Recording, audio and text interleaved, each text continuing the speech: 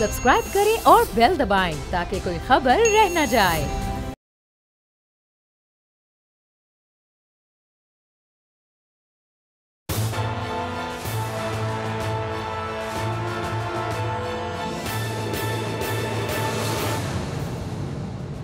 अस्सलाम वालेकुम। प्रोग्राम तज्ज़िया, मैं हूं अलीना इलियास और मेरे साथ मौजूद हैं स्टूडियो पे राना ताहिर साहब जो कि एशियन न्यूज़ के ग्रुप एडिटर हैं, और इसके साथ साथ हमारे साथ मौजूद हैं फ़खरुर रहमान साहब, सीनियर एनालिस्ट हैं और बड़ी गहरी नज़र रखते हैं इंटरनेशनल और नेशनल रिलेशंस पे। आज की जो खबरें हैं वो तीन खास खबरें हैं। सबसे पहले जो खबर है वो नैब ऑर्डिनेंस के हवाले से है। पिछले दिनों से हम ये देख रहे हैं ऑर्डिनेंस की जो डिफरेंट शिकें हैं उस पर भी बात हो रही है, लेकिन आज जो एक चीज़ डॉक्यूमेंटेड भी हुई है और ये है कि काबीना के जो भी फैसले हो चुके हैं या होंगे उसके ऊपर नैब जो है वो कार्रवाई नहीं कर सकता। ये एक बहुत बड़ी बात है। तो जो ऑपोजिशन की तरफ से कहा जा रहा है कि ये गवर्नमेंट जो है वो अपने आप को एनआरओ दे रही है, लेकिन इसमें एनआरओ तो ऑपोजिशन को भी मिल रहा है। कुछ इस हवाले से बात करेंगे। और जो गवर्नमेंट ये बार बार कहती है कि जी ये जो नैब का अब जो मकसद होगा वो बड़े बड़े जो स्कैंडल्स हैं उन्हीं को हाईलाइट करना होगा और उन्हीं को जो है वो जो उनके मुल्जिमान हैं उनको और उनके जिन्होंने इसके जो जुर्म किए हैं जिन लोगों ने उनको कैफरे किरदार तक पहुँचाना होगा, वो तो बिल्कुल ख़त्म हो गया। लेकिन जो नैब चेयरमैन है वो हमें काफ़ी मुतमईन नज़र आते हैं। आज उन्होंने बातचीत भी की है और नज़र आता है कि वो अपनी जो भी इस वक्त उनकी पावर्स हैं उस हवाले से बहुत मुतमईन है। दूसरी जो हमारी स्टोरी है नून लीग के हवाले से है। जो हम हमेशा कहते थे कि यहाँ पे दो मुख्तलिफ राय हैं नून लीग में, वो सामने आ गई हैं, बड़ी खुल के सामने आ गई हैं। क्योंकि मरीम नवाज साहिबा जब कोर्ट आई थी तो उनसे सवाल किया गया था तो आगे से उन्होंने एक जवाब दिया। उन्होंने कहा जी बेसिकली बयानिए के हवाले से उनसे सवाल किया गया था, केसेस के हवाले से उनसे सवाल किया गया था। उन्होंने कहा था कि जो केसेस हैं ये मेरे और नवाज शरीफ के हैं, इसका पार्टी से कोई ताल्लुक नहीं है, लेकिन ये जो केसेस जो हैं वो तो उनके बयानियों को ही लेकर चल रहे हैं। तो इसका क्या मतलब है? कोई बैकडोर कोई चीज़ चल रही है? क्योंकि जो उनकी लीगल टीम भी बदली है उस हवाले से भी बहुत सी जो चीज़ें हैं सामने आ रही हैं। इसके साथ साथ हम बात करेंगे बलूचिस्तान की सिचुएशन के हवाले से। खबर तो यही है कि 24 या फिर 36 घंटों के अंदर अंदर जो एक बड़ी खबर आ सकती है। हो सकता है वो जाम कमाल साहब के हक में हो सकता है वो जाम कमाल साहब के हक में ना हो। लेकिन सबसे पहले मैं आगाज़ करूंगी जो पॉलिटिकल स्टोरी है नून, उससे आगाज़ मैं करना चाहूँगी। सबसे पहले मैं आपको सुनाऊंगी ख्वाजा आसिफ साहब का एक शॉट जिसमें वो ये फरमाते हैं कि जो पार्टी के अंदर उम्मीदवार हैं वो 4 से 5 उम्मीदवार हैं और एक सीक्वेंस जो है वो आ जाए। ये पहले आप शॉट सुने, फिर जो उनकी रिसेंट बात आई है वो भी मैं आपको सुनाऊँगी। ये ख्वाजा आसिफ साहब ने बात की, उन्होंने कहा कि मरीम नवाज साहिबा जो हैं वो एक ताकतवर उम्मीदवार हैं वज़ीर आज़म बनने की, लेकिन और 5-6 लोग भी हैं। फिर इसके बाद उनसे एक और सवाल हुआ एक प्रोग्राम में जिसका उन्होंने जवाब कुछ इस तरीके से दिया कि वो नवाज शरीफ साहब को ही बताएंगे कि आखिर किसको वज़ीर आज़म बनना चाहिए। ज़रा वो भी सुन लें। ख्वाजा आसिफ साहब की एक पूरी हिस्ट्री है, बहुत से लोग जानते हैं ख्वाजा आसिफ साहब के बारे में। वो काफ़ी चीज़ें कह जाते हैं, फिर बाद में उन्हें माफ़ी मांगनी पड़ती है। और फिर मरीम का भी इस तरीके से बोल देना कि भाई ये जो है ना सारा केस जो है उसका ताल्लुक मुझसे है और नवाज शरीफ से और पार्टी का इससे कोई ताल्लुक नहीं है। ये बहुत सी चीज़ों को कुछ लोग ये कहते हैं इख्तलाफ है, लेकिन कुछ लोग ये कहते हैं ये इख्तलाफ नहीं है, ये बेसिकली पूरी एक जो चीज़ है वो प्लान की जा रही है। मैं चाहूँगी राना साहब आपकी इजाज़त से फ़खरुर रहमान साहब से मैं इस सवाल का जवाब लूँगी। फ़खरुर रहमान साहब, आखिर ख्वाजा आसिफ साहब की पर्सनैलिटी के बारे में आप बाखूबी जानते हैं। इवन जो पीटीआई के लोग हैं वो ये कहते हैं कि ख्वाजा आसिफ साहब अपोजिशन लीडर हो तो कमाल हो जाए, हम उनकी हर बात सुनने के लिए तैयार हैं। तो अगर ख्वाजा आसिफ साहब इतने आइडियल हैं गवर्नमेंट के लिए भी, और आपको पता है कि पार्टी में भी एक पूरा दड़ा है जो उनके खिलाफ एक राय रखता है, तो जब ख्वाजा आसिफ साहब इस तरह की बात करते हैं कि वो सिर्फ नवाज शरीफ साहब को बताएंगे कि कौन सा अगला वज़ीर आज़म होना चाहिए, और उन्होंने बड़े तरीके से इस चीज़ को कहते हैं कवर किया कि हाँ जी मरीम नवाज भी हैं, वो एक कैंडिडेट हैं, उनका पता है हमें कि वो क्या राय रखते हैं और वो किस ग्रुप में है। तो आपको क्या लगता है कि ख्वाजा आसिफ साहब एक्चुअली कहना क्या चाह रहे हैं और करना क्या चाह रहे हैं? देखें, पहले तो बहुत शुक्रिया आपने मुझे अपने प्रोग्राम में इनवाइट किया। ख्वाजा आसिफ साहब और पाकिस्तान मुस्लिम लीग जो नवाज ग्रुप है उसमें अगर आप देखें तो आप जितने भी ये इनके सरकर्दा रहनुमा हैं, अगर आप शायद खाकान अब्बासी साहब से बात करेंगी तो वो डिफरेंट एक एक्सप्लेनेशन दे रहे होंगे। ख्वाजा आसिफ साहब का जो शॉट आपने अभी सुनाया, एक तरफ वो कहते हैं कि 100% मरीम नवाज जो हैं वो वज़ीर आज़म बन सकती हैं। दूसरी तरफ जब उनसे सवाल किया जाता है कि अच्छा आपके ख्याल में किसको होना चाहिए, तो वो ये कहते हैं कि जी मैं नवाज शरीफ साहब को ये बात बताऊंगा। तो ख्वाजा आसिफ साहब जो हैं जो सियासी मौसम है उसके हिसाब से अपने जो तेवर हैं और अपना जो उनका पर्सपेक्टिव है, उनके जो ख्यालात हैं वो उसको बदलते रहते हैं। लेकिन हकीकत ये है कि नून लीग के अंदर जो है वो इस वक्त एक बड़ी लड़ाई चल रही है, और वो लड़ाई जो है इस वक्त के पार्टी को लीड किसने करना है। शहबाज शरीफ ने करना है, मरियम नवाज ने करना है, आइंदा इलेक्शन में वज़ारत उज़्मा के लिए कैंडिडेट कौन होगा, पार्टी ने कैसे रीगेन करना है। तो ये इस कशमकश का इस वक्त शिकार है। और आप पिछले 3 साल के अंदर आप देखें कि कलाबाजियों पे कलाबाजियाँ, पहले वो PDM का एक इत्तेहाद बना और फिर आज हुकूमत गई और कल हुकूमत गई। तो इस वक्त आप देखिए, जैसे आपने खुद ही कहा कि मरियम कहती हैं कि केसेस का ताल्लुक मुझसे और नवाज शरीफ साहब से है। तो भाई अगर आप एक तरफ तो केसेस के हवाले से आपका मौक़िफ़ ये है कि ये झूठे केसेस हैं, दूसरी तरफ आप उनके एडमिट भी करते हैं और कहते हैं हमसे ताल्लुक है। तो मरियम नवाज भले नून लीग के लोग उनको शाइनिंग पॉलिटिकल स्टार देख रहे हों, लेकिन मरियम नवाज ने जो है वो अपना पॉलिटिकल कैरियर जो है for all times to come ख़त्म कर दिया है। और मरियम नवाज जो है वो जिस मौक़िफ़ के साथ जिसको वो बयानिया कहते हैं, और सीधा सीधा कहता हूँ कि दुनिया में ये लीडर्स हैं जिनको मैं देख रहा हूँ कि ये कहते हैं जी हमारी जो कैंपेन है, हमारी जो लड़ाई जो है वो फौज के साथ है। ठीक हो गया। अच्छा, फिर अगले जो है ना ये इनका मौक़िफ़ तब्दील हो जाता है, और तो इसमें ये कंफ्यूजन का शिकार है। और अच्छा, बहुत से लोग ये कहते हैं कि मरियम नवाज साहबा राना साहब कंफ्यूजन का शिकार नहीं है, अब उनको पता चल गया और उन्हें क्या करनी है, और नवाज शरीफ साहब ने सारी चीज़ें जो है ना वो अपने हाथों में ले ली हैं। क्योंकि बहुत से लोग ये समझ रहे हैं, जब मरियम नवाज ये बोलती हैं कि ये जो सारा इशू है इसका ताल्लुक मुझसे और नवाज शरीफ से है, तो वो स्पेस दे रही हैं पार्टी को और शहबाज शरीफ को और हमजा को कि वो जो पॉलिटिक्स करना चाहते हैं, जैसे कि उनके वालिद साहब भी ये स्पेस देना चाहते हैं कि शहबाज शरीफ अगर पॉलिटिक्स करना चाहते हैं तो वो कर लें, अगर वो चीज़ों को सेटल डाउन करना चाहते हैं तो वो कर लें, और मरियम से कहा गया कि आप खामोश रहें। कुछ लोग इसको इस तरीके से देख रहे हैं। राना साहब देखें अलीना, बात ये है, अभी फ़खर साहब जो बात कर रहे थे मैं उसको आगे बढ़ाता हूँ। पाकिस्तान की सियासत, इस वक्त जो पाकिस्तान की सियासत है उसमें मोहतरमा मरियम नवाज साहिबा और उनके वालिद गिरामी मोहतरम नवाज शरीफ साहब जो हैं वो पार्लिमानी सियासत में हिस्सा लेना अहल हैं। वो इलेक्शन नहीं लड़ सकते। अगर अगले साल इलेक्शन हो जाता है तो मियाँ नवाज शरीफ और मरियम नवाज साहिबा तो उसमें उम्मीदवार नहीं हो सकते। मसला ये है, देखें ये तल्ख हकीकत जो है ये अपनी जगह मौजूद है कि मुस्लिम लीग नून के अंदर एक वाज़े ग्रुपिंग पाई जाती है। ठीक हो गया। देखें जो शहबाज शरीफ साहब हैं उनकी जो सोच है वो ये कोई नई सोच नहीं है। वो जब नवाज शरीफ साहब प्राइम मिनिस्टर थे तो उस वक्त भी कहते थे पाजी दीवार नू टक्कर ना मारो। ठीक है, बतौर चीफ मिनिस्टर पंजाब भी वो अपने बड़े भाई को इसी तरह का मशवरा दिया करते थे। अब कुछ लोग समझते हैं कि जी ये पार्टी नवाज शरीफ का नाम है। मैं उनकी इस बात से इत्तेफाक नहीं करता। ये पार्टी जो है ना मुस्लिम लीग नून, देखें पंजाब के अंदर जो इस पार्टी का वोट बैंक है वो नवाज शरीफ की शख्सियत के अलावा 2 और बंदे भी हैं। एक का नाम शहबाज शरीफ है और दूसरे का नाम हमजा शहबाज है। ठीक है।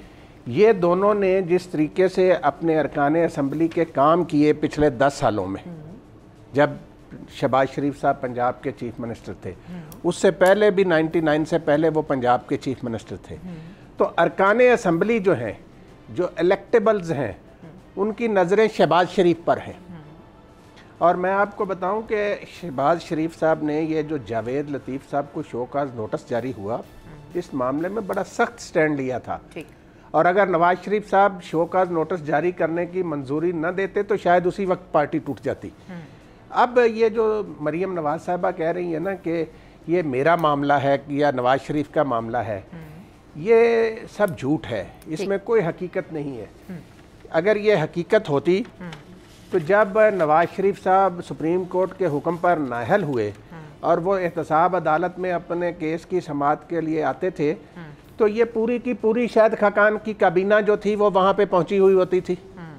ये पार्टी को कब, ये तो पार्टी को इन्होंने यरगमाल बनाया हुआ है। ये तो ऐसे ही एक लफाजी है कि जी पार्टी का इससे कोई ताल्लुक नहीं। लेकिन जो आपने ख्वाजा आसिफ साहब की गुफ्तगू सुनाई, देखें ख्वाजा आसिफ साहब जो है ना वो पुराने सियासी, उनका ख़ानदान सियासत में था, उनके वालिद मोहतरम सियासत में थे, बड़ा नाम था उनका ख्वाजा सफदर साहब मरहूम, वो पुराने मुस्लिम लीगी थे, तो वो नवाज शरीफ से पहले के मुस्लिम लीगी हैं।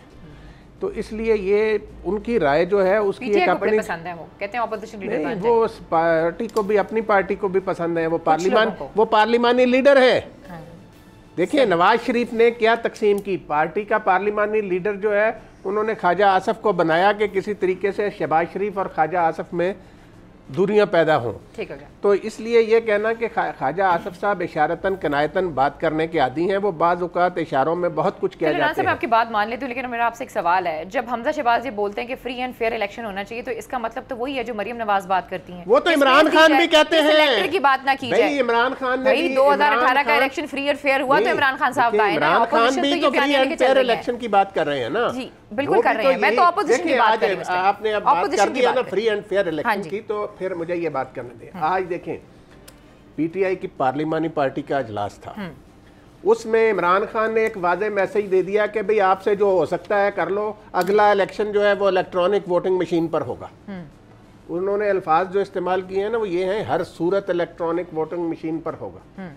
इससे अंदाज़ा होता है कि वो हर सूरत उसके लिए पार्लियामेंट से कानून साजी कराने पर तुले हुए हैं।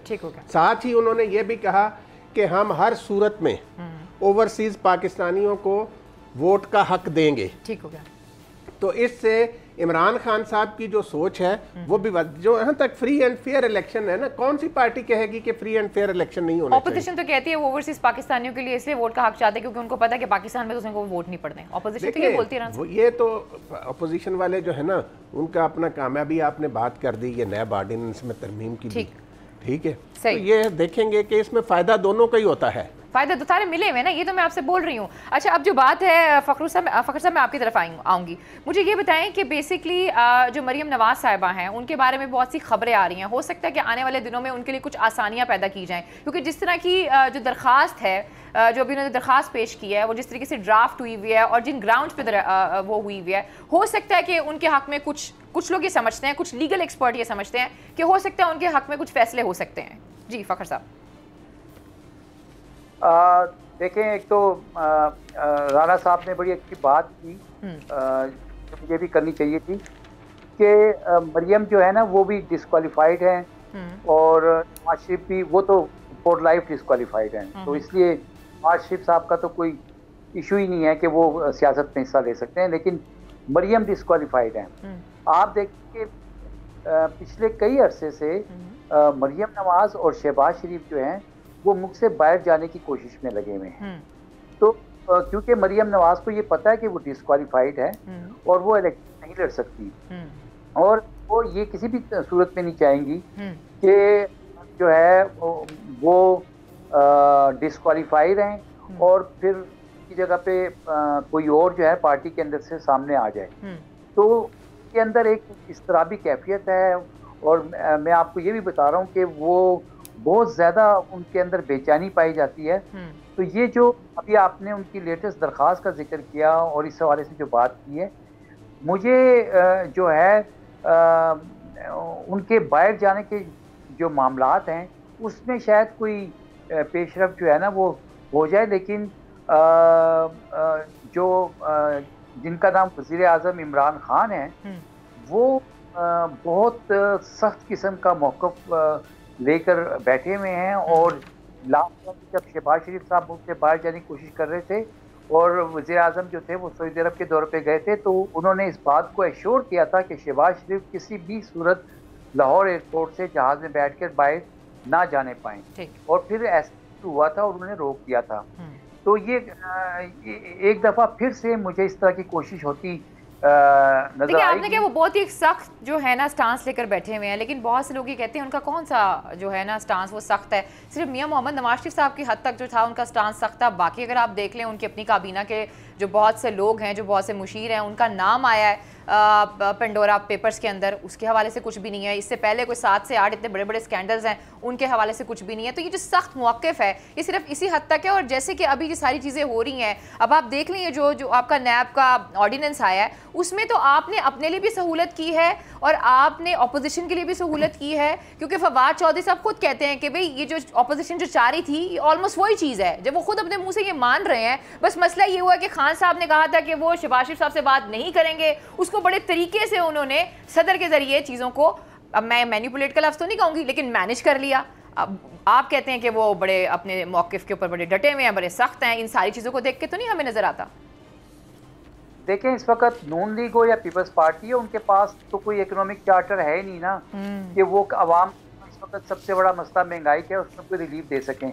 इस वक्त तो उनका सबसे बड़ा मसला जो है, उनकी जो मेन स्ट्रीम लीडरशिप है, उनके खिलाफ जो मुकदमात हैं करप्शन के, मनी लॉन्ड्रिंग के, उनका सामना है। वो हर सूरत इसी चक्कर में लगे हुए हैं कि किसी भाई वो तो भुगत रहे हैं ना, वो तो यही कह रहे हैं कि पिछले 3-4 सालों से हम तो भुगत रहे हैं, अब तो बारी आई है पीटीआई की, इसलिए वो अपने अपने लोगों को बचाने के लिए ऑर्डिनेंस लेकर आई है। नहीं, ऑर्डिनेंस का देखें, ये कानून जो है ना वो सिर्फ पर्सन स्पेसिफिक नहीं होता। कानून जो है वो हर एक के लिए जो है उसका फायदा जो है वो सबको ही होता है।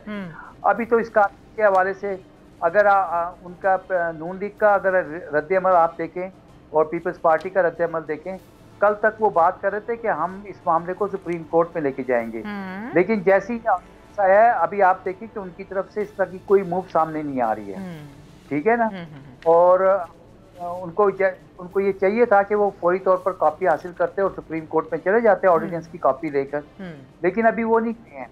और पीपल्स पार्टी का तो रद्द-ए-अमल जो है वो ना होने के बराबर है, वो सिर्फ एक खाना पूरी है। और जहाँ तक नून लीग का ताल्लुक है, तो जैसे मैंने आपको ये कहा है कि इस वक्त नून लीग की जो हायर लीडरशिप है उनके अंदर एक इंतशार की सूरत हाल है कि पार्टी को की क़यादत किसने करनी है।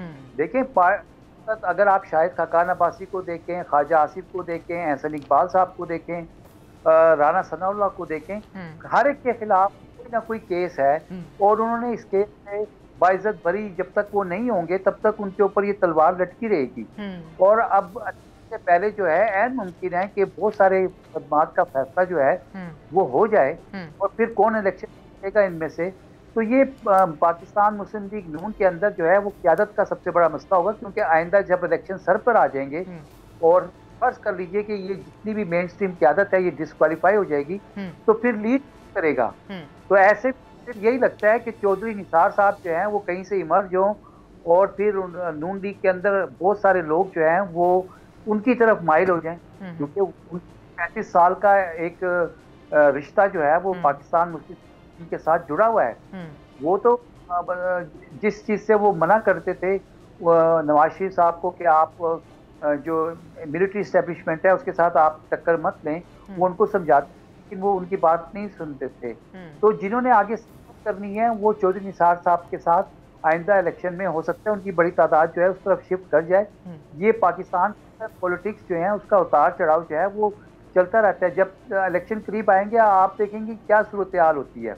और जहाँ तक ये पंडोरा की आपने बात की है, तो इसके अंदर मैं आपको ये अभी एक टिप ऑफ द न्यूज़ दे देता हूँ कि जिन लोगों के जो हुकूमती लोग हैं जिनके नाम आए हैं, अगर उनके खिलाफ ये चीज़ें क्लियर ना हुई तो उनको रिज़ाइन देना पड़ेगा, और जब तक वो क्लियर नहीं होंगे उनको प्राइम मिनिस्टर इमरान खान जो है वो काबीना में नहीं रखेंगे। ये इस तरह की सूरत हाल खबर दे रहे हैं आप मुझे, अल्लाह करके ये खबर जो आप कह रहे हैं ये सच्ची भी हो, फेक न्यूज़ ना हो। लेकिन बात ये है कि अभी हम थोड़ी देर पहले राना तनवीर साहब को सुन रहे थे, जो नैब का ऑर्डिनेंस है, जैसे कि फ़ारूक साहब ने बात की है कि कल तक तो जो अपोजिशन वाले हैं वो यही बोल रहे थे कि जी हम जो है ना सुप्रीम कोर्ट जाएंगे, लेकिन अभी मैंने राना तनवीर साहब को सुना है वो ये फरमा रहे हैं कि हम देखेंगे कि हमने किस प्लेटफॉर्म में जाना है, अभी हम मुशावरत करेंगे, हम सोचेंगे। तो इसका मतलब तो यही हुआ ना जिसकी तरफ मैं बार बार इशारा कर रही हूँ कि बेसिकली अब होना कुछ नहीं है। अब बेसिकली अब जो तैयारी की जा रही है नेक्स्ट इलेक्शन के लिए तैयारी की जा रही है और सिलेक्शन की जा रही है कि कौन कौन सा बंदा जो है वो किस किस पार्टी को रिप्रेजेंट करेगा। देखिए राना साहब जी, मैं आपकी तरफ आती हूं फखर साहब। देखिए मैं आपकी इस बात से इत्तेफाक नहीं करता। गुजारिश ये है कि पार्टी देखें जो ऑर्डिनेंस है ना। फखर साहब मैं राना साहब से सवाल कर रही हूँ, फिर मैं आपकी तरफ आती हूँ। जी राना साहब, देखिए ये जो ऑर्डिनेंस है ना इसमें नैब के पर काटे गए हैं, इसमें कोई शक नहीं है। ठीक हो गया। आपने जिन चीज़ों की निशानदेही की है, बहुत सारे जो फोरम है उन पे किए गए फैसले जो हैं वो नैब के दायरा कार से बाहर कर दिए गए हैं, तो इसका फ़ायदा हुकूमती अरकान को भी होगा, मौजूदा काबीना के जो फैसले हैं उनको भी इसमें नैब के दायरा इख्तियार से बाहर किया गया है। तो जो पिछली काबीना के या काबीना कमेटियों के फैसले थे वो भी नैब के दायरा इख्तियार से बाहर हो गए इस ऑर्डिनेंस के तहत। तो इसलिए आप पीपल्स पार्टी और मुस्लिम लीग नून का वो मौक़िफ़ नहीं रहेगा नैब ऑर्डिनेंस के बारे में जो 2 दिन पहले तक था। देखें अलीना, बात यह है कि पाकिस्तान के अवाम ने इमरान खान साहब को वोट दिया था अकाउंटेबिलिटी के लिए कि बदनवान अनासर का मुहासबा किया जाएगा, एहतसाब किया जाएगा, लूटी हुई दौलत वापस लाई जाएगी। ये जो अभी बात फ़खर साहब ने भी की, मियाँ नवाज शरीफ साहब और मोहतरमा मरीम नवाज साहबा का जहाँ तक ताल्लुक़ है ना, देखें ठीक हो गया। सॉरी रान साहब, मुझे एक ब्रेक लेनी है। जब मैं ब्रेक से वापस आऊंगी मैं अपनी बात को आप कंप्लीट करेंगे प्रोग्राम में वक्त, एक छोटी सी ब्रेक का। Stay with us.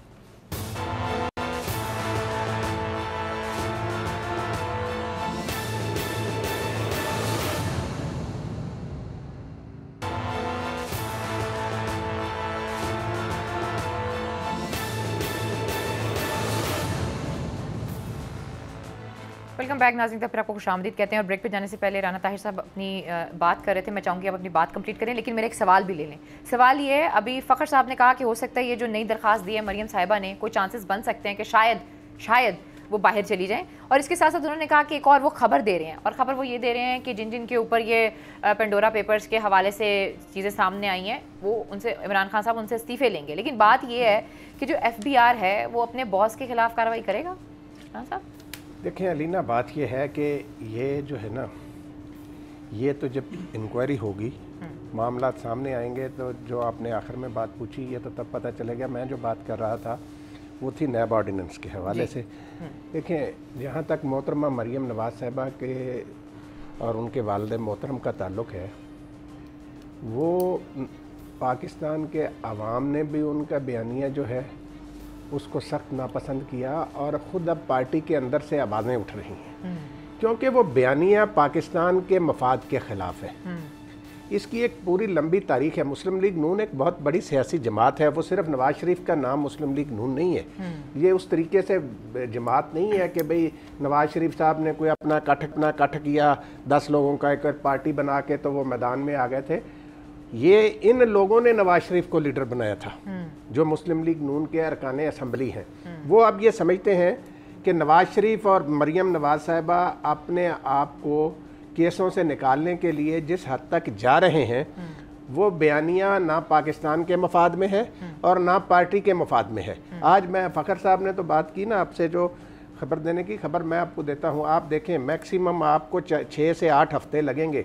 ये मुस्लिम लीग नून में बयानिए की जंग जो है ना, ये खुलकर सामने आ जाएगी, और ये वाज़े तौर पर अगले इलेक्शन में मुस्लिम लीग नून जो है वो इस हैसियत में इलेक्शन नहीं लड़ेगी। यानी ये नहीं होगा कि नवाज शरीफ कायद हैं और वो लंदन से बैठे हदायत जारी कर रहे हैं। और जो मरीम नवाज साहिबा की देखें, ये दरख्वास्त भी जो है ना, जिस तरीके से मरीम नवाज साहिबा का शुरू दिन से, मैं पहले कहता हूँ कि नवाज शरीफ साहब को वजारत उज़्मा से निकलवाने में मरीम नवाज का बड़ा दखल है। उनकी सोच, उनके सियासी अतालीक जिस किस्म के लोग हैं, परवेज़ रशीद जैसे, ना वो मुस्लिम लीग का नज़रिया है जिसको, ना वो मुस्लिम लीगी हैं। इन लोगों ने नवाज शरीफ को ऐसे गड्ढे में धकेल दिया है जिससे उनके निकलने के चांसेस दिन ब दिन कम होते जा रहे हैं, और मरीम नवाज साहिबा उनको मज़ीद कम करती जा रही हैं। तो ये तो सवाल ही पैदा नहीं होता। दूसरी बात ये है कि ये जो नैब ऑर्डिनेंस में तरमीम की हुकूमत को इस वक्त ज़रूरत क्या थी? क्या ज़रूरत है सर? इसमें मैं आज आपको एक और बात बताऊं कि इसका सबसे बड़ा फ़ायदा अपोजिशन में से उन लोगों को होगा जो सबसे ज़्यादा चीखो पुकार करते हैं। वो हैं साबिक़ वज़ीर आज़म जनाब शाहिद खाकान अब्बासी साहब। इस आर्डिनेंस के सबसे ज़्यादा बेनिफिशरी जो हैं वो शाहिद खाकान अब्बासी साहब होंगे। जब केसेस चलेंगे आपको बात सामने आ जाएगी। इसी तरीके से इनका हमारे बड़े मोहतरम दोस्त हैं, भाई हैं हमारे एहसन इकबाल साहब, उनके केस में भी, उन्हें भी इसमें बड़ा रिलीफ मिलेगा इस आर्डिनेंस के नतीजे में। तो ये जो है अपोजिशन, ये आप देखें कि 4-6 दिन हंगामा करेंगे जी, चेयरमैन के तोसी हो गई, ये हो गया, वो हो गया, फलां। भाई चेयरमैन आप लोगों ने बनाया था ना, जस्टिस जावेद इकबाल साहब को। उसके बाद ये इस ऑर्डिनेंस के हवाले से बिल्कुल इन पे ना खामोशी छा जाएगी, और ये हुकूमत को बुरा भला कहते रहेंगे, लेकिन ऑर्डिनेंस के हवाले से जो ऑर्डिनेंस के फ़वायद हैं उनसे ये मुस्तफ़ीद होते रहेंगे। तो ये, लेकिन इमरान खान को मैं समझता हूँ कि ये नहीं करना चाहिए। बट उन्होंने तो कर दिया ना, लेकिन आवाम ये तवक्को रखते हैं। देखें कि ये नहीं होना चाहिए। मैं आज आपको बताऊं, जो परवेज़ मुशर्रफ ने, जिनको ये कहते हैं कि डिक्टेटर थे, उन्होंने जो नैब ऑर्डिनेंस जारी किया था 99 का, उस पे अगर उसकी हकीकी रूह के मुताबिक अमल होता तो आज पाकिस्तान में करप्शन जो है ना वो बहुत ज्यादा कम हो चुकी होती। ठीक हो गया राना साहब। वो क्या था कि जी 30 दिन के अंदर फैसला होगा कि ये चोर है या नहीं है। ठीक हो गया। आज भी जरूरत समर की है, वो शेख आज भी मौजूद है कानून में, क्यों अमल नहीं होता उस पे अमल करें, सारा दूध का दूध पानी का पानी हो जाएगा। अगर अमल हो गया तो आधी से ज्यादा गवर्नमेंट राना साहब बिल्कुल चली जाएगी। ना, जो भी कहता है, जो भी उसकी जद में आता है जाए, लेकिन चोरों लुटेरों को सजा तो मिलनी चाहिए ना। नहीं है ना राना साहब, ये आप खुद ही बता रहे हैं, ये जो सारा काबीना के जितने भी फैसले हैं इनमें सारे चोरों लुटेरों के हवाले से रिपोर्टें आई हुई हैं। हुसैन असगर साहब जो गए हैं उसके पीछे जो खबरें आ रही हैं वो यही आ रही हैं कि उन्होंने मौजूदा गवर्नमेंट के हवाले से बहुत सी रिपोर्टें बनाई हुई थी। अब डेफिनेटली सी बात है, वो जो चोर डाकू लुटेरे हैं वो आपके फाइनेंसर हैं, आपके मुशीर हैं, आपकी वजारतों पर बैठे हुए, तो आप कैसे उनके खिलाफ चीजें करेंगे। मैं आऊंगी फखर साहब आपकी तरफ। मुझे ये बताएं, अभी आपने चौधरी निसार साहब की बात की है, अगर चौधरी निसार साहब जो हैं, जिस तरह कि आप कह रहे हैं कि उनका एक बड़ा मुतहरिक रोल हो सकता है, और हो सकता है कि वो जो नून लीग के बड़े बड़े लोग हैं वो उनकी पार्टी पे कोई एक पार्टी बना लें और नून लीग के बड़े बड़े लोग जो हैं वो उस पार्टी में शामिल हो जाएं, तो इसका मतलब ये है कि शहबाज शरीफ साहब तो फिर नाकाम हुए ना, यानी कि भाई के साथ ही रहेंगे। देखिए ना, शहबाज शरीफ साहब के तो अपने केसेस है ना। अगर शहबाज शरीफ साहब जो है, ये मनी लॉन्ड्रिंग के केसेस इतने स्ट्रॉन्ग है कि उसमें उनकी डिस्क्वालिफिकेशन तो होनी है। अच्छा। यानी उनके बचने का सवाल पैदा नहीं होता, क्योंकि जो डॉक्यूमेंट्री एविडेंस है वो इतना स्ट्रॉन्ग है कि उसके ऊपर उनके बचने के चांसेस बिल्कुल भी नहीं है।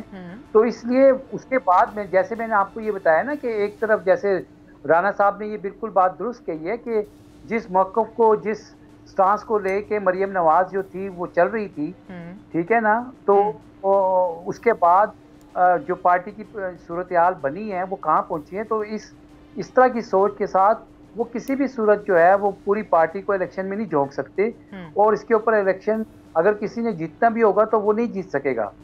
यकीनी तौर पर जो दूसरी तरफ आपने देखा है कि शहबाज शरीफ जो कि पार्टी के प्रेसिडेंट हैं, जब डिस्क्वालीफाई होंगे तो फिर पार्टी का प्रेसिडेंट कौन होगा, नया बंदा कौन होगा। तो उसमें जिन्होंने सियासत करनी है, जिन्होंने आगे जाना है, वो कोई ना कोई रास्ता अपने लिए तलाश करेंगे।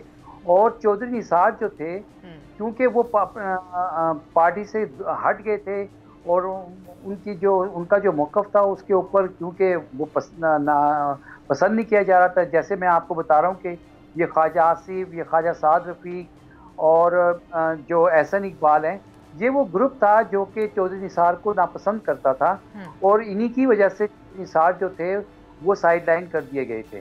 तो आगे ये पॉलिटिकल वैक्यूम जब होगा आएगा तो इसमें बड़ा इम्कान है कि नून लीग और ग्रुप जो है वो चौधरी निसार की सरबराही में जो है वो इलेक्शन में हिस्सा ले।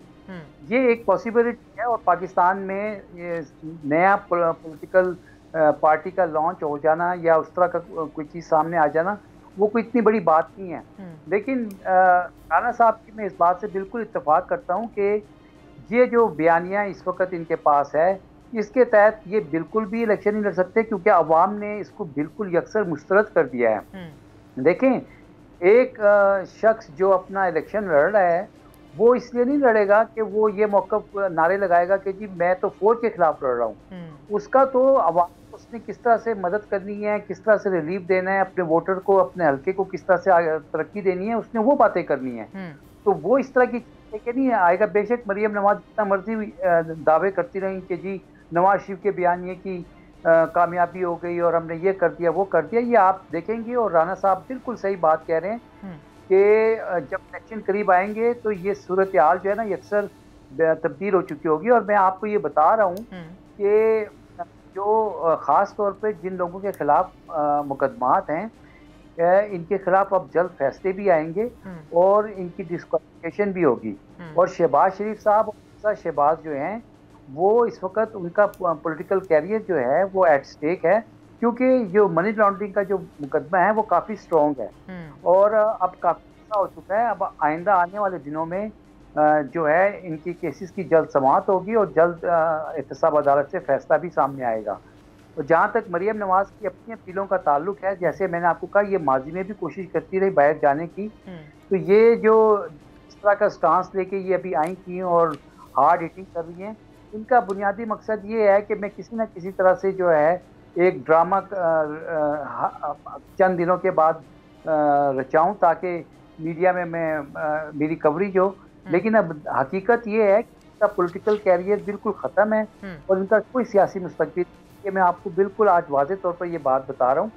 मेरी कोई उनके साथ नहीं है, लेकिन मैं एज ए मतलब जो मेरा एक्सपीरियंस है और ठीक हो गया। आपके पास यकीनी सी बातें खबरें होती हैं और मोस्टली खबरें जो आपके पास होती हैं वो ठीक ही होती हैं, लेकिन मुझे एक बात आपने कहा है कि आने वाले दिनों में जो है वो फैसले हो सकते हैं शहबाज शरीफ साहब के हवाले से, हमजा के हवाले से, उनके पॉलिटिकल करियर के हवाले से। लेकिन हम तो ये देखते हैं कि जब भी नैब के हवाले से कोई चीज़ आती है, सामने होती है, बाद में जमानतें होती हैं, रिहा होते हैं और वो आके पॉलिटिक्स कर रहे होते हैं। और अभी भी जो खबरें आ रही हैं वो इसी तरीके की आ रही हैं कि बैकडोर जो है वो डायलॉग्स चल रहे हैं और कोई ना कोई रास्ता निकालने की कोशिश की जा रही है। खैर जी, प्रोग्राम में वक्त एक छोटी सी ब्रेक का। जब ब्रेक से वापस आते हैं तो अपनी अगली स्टोरी की तरफ चलेंगे जो कि बलूचिस्तान के हवाले से है। Stay with us.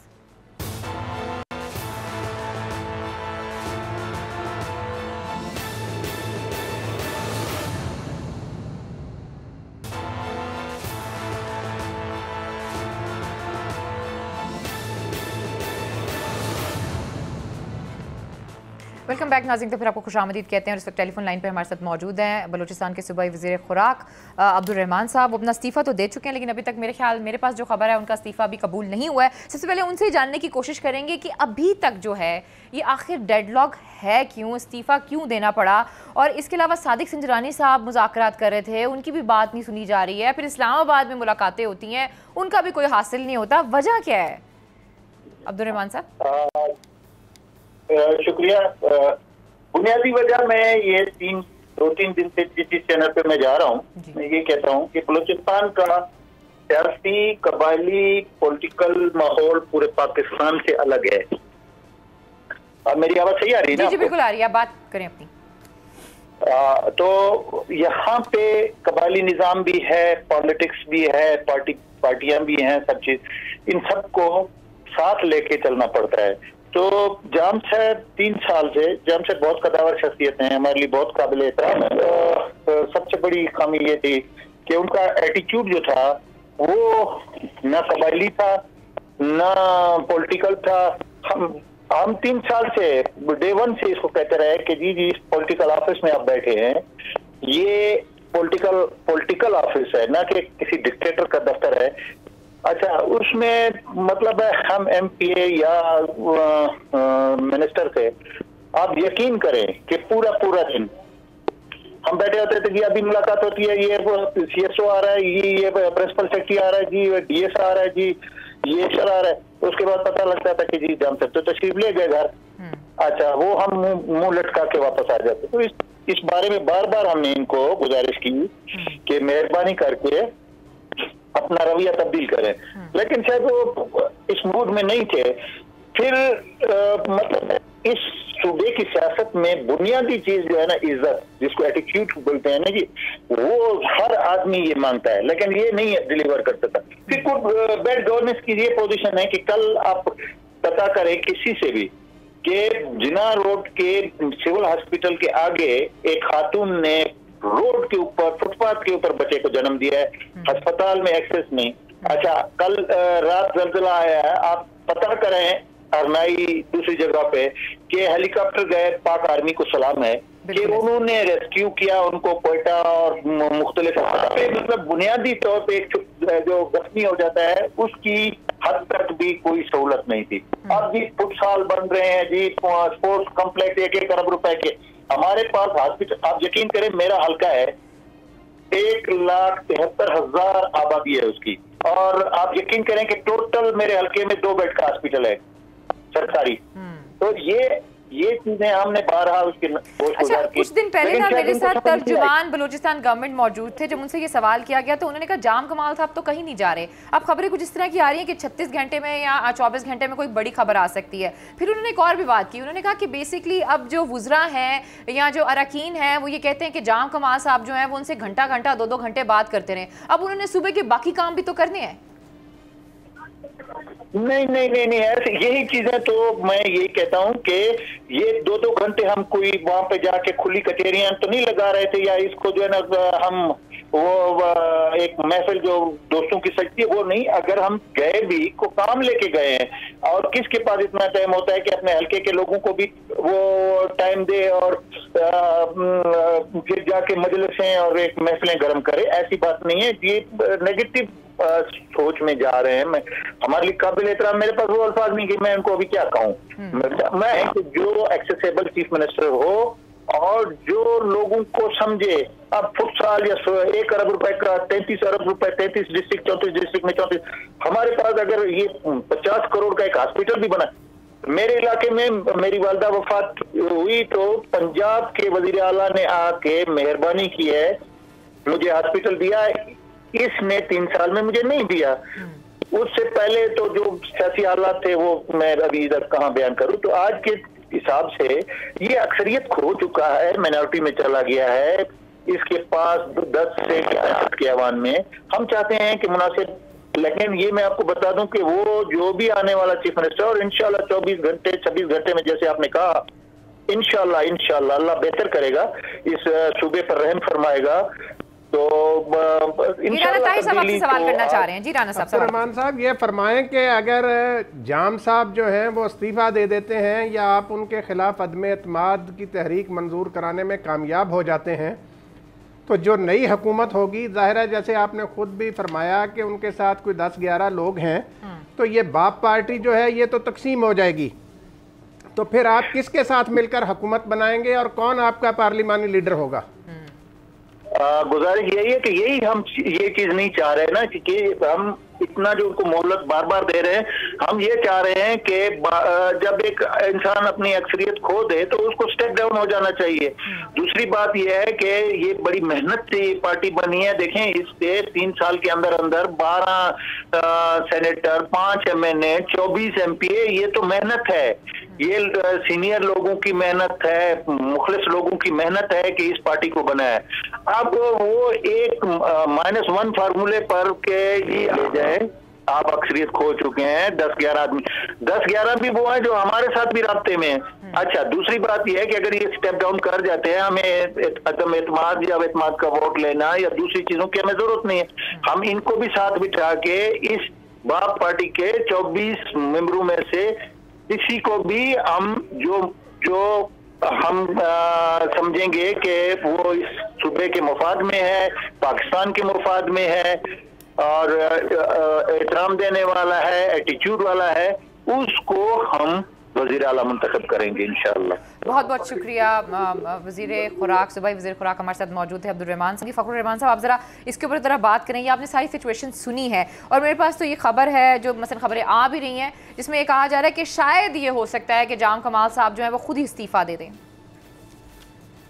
ये बिल्कुल जो सूरत हाल है वो यही है कि अब चूँकि तरक्याती काम जो हैं वो कराने हैं उन्होंने, और ये इशू आज से भी काफ़ी अर्से से चला आ रहा था। ये एक कोल्ड वार चल रही थी और अब क्योंकि ये बाकायदा हर तरह से ओपन हो चुकी है, तो जो वज़ीर आला पाकिस्तान जो हैं, आपकी इतलात दुरुस्त हैं कि उनके मुस्ताफ़ी होने में या इस्तीफ़ा देने में अब घंटे बाकी हैं और वो जल्द इस तरह की कोई बड़ी खबर जो है वो बलूचिस्तान से आ सकती है।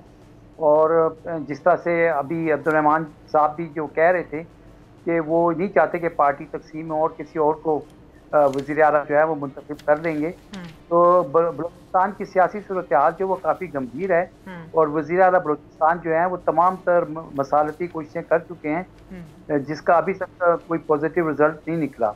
लेकिन जो आज़ाद अभी ये कर रहे थे तो इनको आयरन आउट करने में, आप देखें सियासत में वो कहते हैं ना आखिरी लफ्ज़ कोई नहीं होता, तो ये ऑल ऑफ ए सडन जो है वो चीज़ें हो सकती हैं। लेकिन क्योंकि ये सियासत से ज़्यादा जो है वो ज़ातियात के ऊपर चले गए हैं मामला, तो इसलिए वो बहुत ज़्यादा कंट्रोवर्शियल हो गए हैं।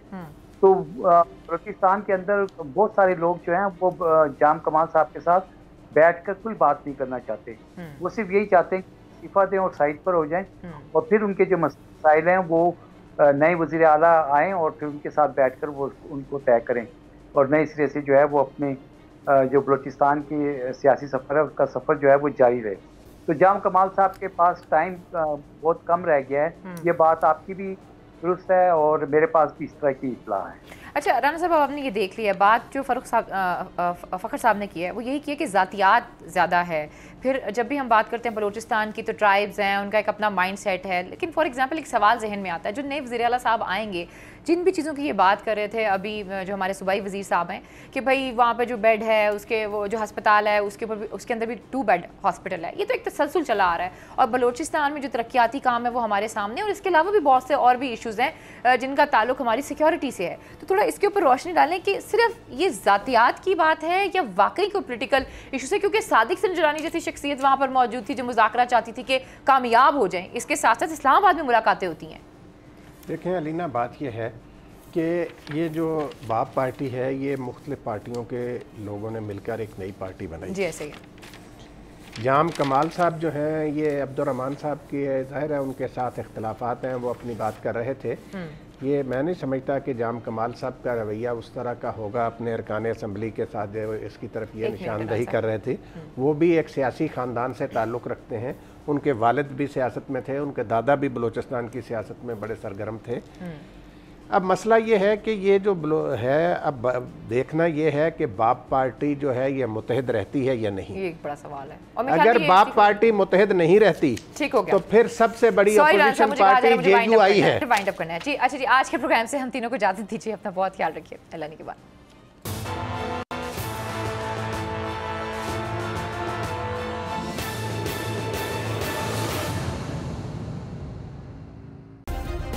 सब्सक्राइब करें और बेल दबाएं ताकि कोई खबर रह न जाए।